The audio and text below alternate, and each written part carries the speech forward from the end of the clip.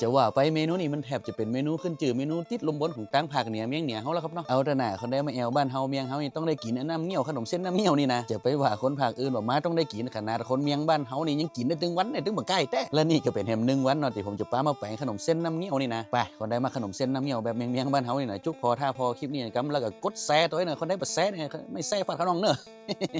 ไปก่อนอื่นเลยนะเฮาไปต้มดูต้มอย่างละไว้ให้กำก่อนแล้วก็อันดูนี่แต่คนได้จะใจดูคอดูเล่งซี่โค้งอันยังก็ได้ขอมันเป็นดูเนาะแล้วก็ระหว่างที่เฮารอดูรออย่างที่เฮาต้มมันน่ะก็มีเฮาจะมาคั่วพริกเนาะพริกน้ำเงี้ยวแล้วก็นี่ก็คือพริกน้ำเงี้ยวของผมเองเนาะแต่ยังบ่เปิดตัวบ่เปิดขายเจ้าครับเนาะแต่ว่าเร็วๆนี่จะเปิดแน่นอนแต่ว่าพริกน้ำเงี้ยวของผมนี่นะผมคั่วมันคือเสร็จเรียบร้อยแต่ว่าวันนี้เฮาจะเพิ่มความหอมไปหน่อยเฮาจะลงมาคั่วมาเจ้ามันสักกามอีกนะแต่ถ้าว่าคนได้บ่สะดวกบ่คั่วบ่เจ้าจะนี่ก็ได้เหมือนกันเฮาสามารถเอาพริกน้ำเงี้ยวที่ผมคั่วเสร็จเรียบร้อยไปสูนในหม้อต้มกระดูกกันได้เลยแต่ว่าวันนี้ผมจะปามาเนี่ยวิธีนี้คือพออีกครับเนาะเนี่ยขั้นตอนที่เฮาคั่วพริกนี่นะเฮาจะเอาดอกเงี้ยวเนาะดอกเงี้ยวนี่ผมเจน้ามาเสร็จเรียบร้อยลงมาคั่วมาเจ้ากับหมูสับหมูบดแล้วก็พริกของเฮาครับเนาะเนี่ยกันว่าเฮาคั่วพัดเสร็จเรียบร้อยนะหน้าตามันจะออกมาประมาณเนี้ยเนาะบ่จิประมาณเนี้ยจะเนี่ยเลยมาเตรียมเขียงเตรียมคั่วเส้นหมดเรียบร้อยกับนี่ก็จะมาซอยนี่ก็เนาะเลียดนะเลียดไก่ในเลียดไก่ก้อนนะจะซอยเป็นรูปทรงจะได้ก็ได้รูปทรงกลมรูปกล้วยรูปหัวใจได้หมดแล้วแต่ความสามารถได้เลยมาที่นี่ก็ถึงเวลาไปพกไปใจไปพออย่างดูนะดูที่เฮาต้มแล้วไว้นะแล้วก็กันว่าดูกันนะมันเริ่มนุ่มเริ่มนิ่มเริ่มเปื่อยได้ตีกับนี่ผมจะมาย่ายมันเนาะย่ายหม้อขางให้กับก่อนเพราะว่าเฮาจะเอามาตุ๋นมาจ่อในเตาถ่านเตาอังโลนี่ให้มันเปื่อยๆเหมาะๆนี่นะว่าแต่ว่าดีก็ตุ๋นบนเตาแก๊สเตาหยังก็ได้เนาะแต่ว่ามันจะเปียงเนี่ยได้เปียงแก๊สคือหยอกเตาถ่านเนี่ยเนาะเหมาะดีคลาสสิกดีนะแล้วก็หลังจากที่เฮาเปลี่ยนหม้อขางเสร็จเรียบร้อยกับนี่ก็จะไปลืมเคียงที่เฮาพัดละไว้คั่วละไว้นะเฮาก็จะเอามาเคาะใส่ในหม้อนี่แล้วก็แต้วสูนกันให้มันเข้ากันดีๆแล้วก็กำนั้นก็ท่าเนาะท่าอย่างเดียวท่าให้น้ำมันเดือดกันว่าน้ำมันเริ่มเดือดเริ่มปุ